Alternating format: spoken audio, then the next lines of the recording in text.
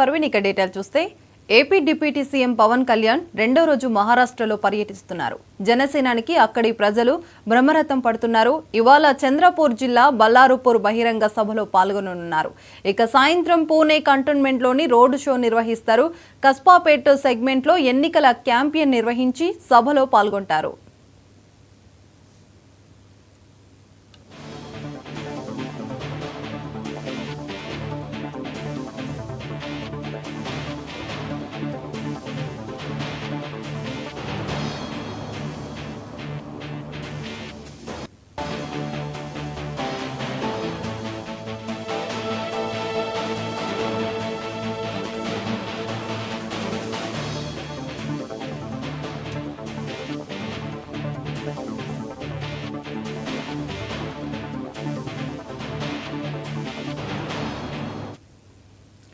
AP deputy CM Pawan Kalyan రెండో రోజు మహారాష్ట్రలో పర్యటిస్తున్నారు. జనసేనానికి అక్కడి ప్రజలు బ్రహ్మరథం పడుతున్నారు.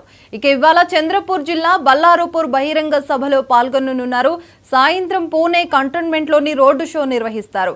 కస్బాపేట్ సెగ్మెంట్లో ఎన్నికల క్యాంపెయిన్ నిర్వహించి సభలో పాల్గొంటారు.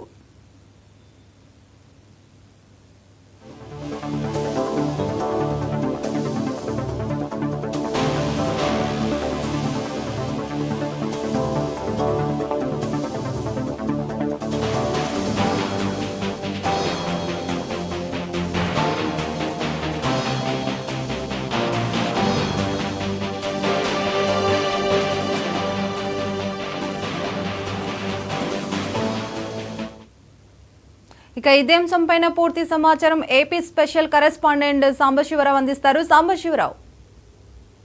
పర్వీన్, మనం చూసినట్లయితే ఏదైతే కూటమి అభ్యర్థుల గెలుపు కోసం మహారాష్ట్రలో పర్యటన చేస్తున్నటువంటి డిప్యూటీ సీఎం పవన్ కళ్యాణ్ అయితే ఈ రోజు రెండో రోజు ఆయన పర్యటన కూడా మహారాష్ట్రలోనే జరుగుతున్నటువంటి పరిస్థితి.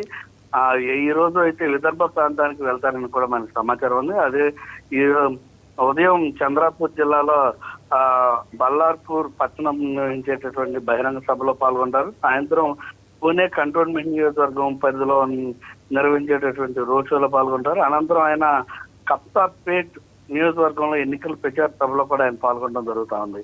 ముఖ్యంగా మనం చూసుకున్నట్లయితే ఆయన నిన్న జరిగినటువంటి సభలో కూడా ఆసక్తికర అంశాలను ఆయన ప్రస్తావించడం, అటు బీజేపీకి అనుగుణంగా ఆయన మాట్లాడడం, హిందుత్వానికి అనుగుణంగా ఆయన మాట్లాడడం, ఛత్రపతి శివాజీ ఫోటోను పట్టుకుని ఆయన ఛత్రపతి శివాజీ యొక్క అంశాలని ఆయన ఏ విధంగా మరాఠా యోధులు ఏ విధంగా ఉంటారు, మరాఠా వారు ఏం చేయాలనే దానిపైన కూడా ఆయన మాట్లాడినటువంటి విధానం అక్కడ మహారాష్ట్ర ప్రజలైతే చాలా ఆకట్టుకున్నట్లు కూడా మనకి తెలుస్తున్నటువంటి పరిస్థితి.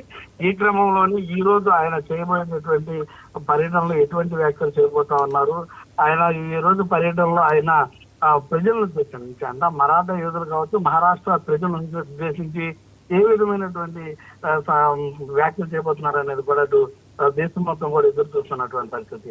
ముఖ్యంగా కూటమి ప్రభుత్వం తరఫున ఉన్నటువంటి అభ్యర్థులందరూ కూడా కంపల్సరీగా గెలవాలనే ఉద్దేశంతో అటు బీజేపీ అధిష్టానం మరియు కూటమి నేతలందరూ కూడా కలిసికట్టుగా ఈ యొక్క ప్రచారాన్ని నిర్వహిస్తున్నటువంటి పరిస్థితి.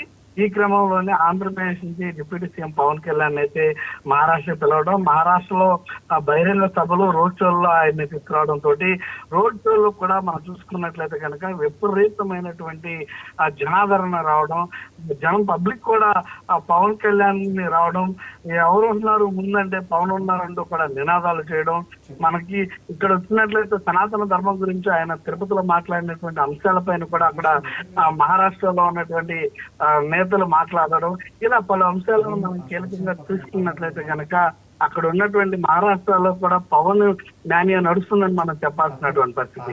ఈ క్రమంలో ఈ రోజు రెండో రోజు ఎన్నికల ప్రచారానికి అయితే డిప్యూటీ సీఎం పవన్ కళ్యాణ్ మరియు ఆయనతో పాటు మరికొందరు కూడా అక్కడ పాల్గొనడం జరుగుతోంది. మొత్తంగా మనం చూసుకున్నట్లయితే కనుక కూటమి నేతల గెలిపే లక్ష్యంగా ఈ పర్యటనలన్నీ ఉండబోతోంది. Parveen. Right, thank you Sambasivarao.